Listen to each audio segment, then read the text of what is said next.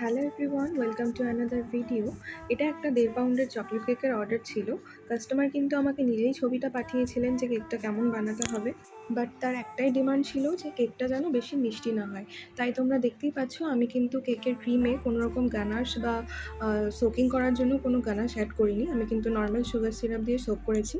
ছবিতে এই কেকের ওপর কিন্তু একটা হোয়াইট চকলেটের টপার ছিল, কিন্তু সেটা আমি বানিয়েও ছিলাম, কিন্তু ডিপ ফ্রিজে জলের কারণে সেটা নষ্ট হয়ে গেছিলো।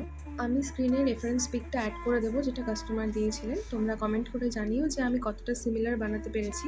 এবার আমি ফিঙ্গারের সাহায্যে চকলেট গানা সেভাবে স্প্রেড করে দিচ্ছি, তাতে দেখো কেকের লুকটা কতটা এনহ্যান্স হচ্ছে। এরপর কেকের হাফ পোর্শনে ভালোভাবে গানার স্প্রেড করে দিয়েছিলাম, আর লাস্টে একটা চেরি দিয়ে ফাইনাল লুকটা কমপ্লিট করেছিলাম। সো ভিডিওটা ভালো লাগলে লাইক, কমেন্ট আর শেয়ার করে দিও, আর চ্যানেলটা সাবস্ক্রাইব করতে কিন্তু ভুলো না। Bye, take care.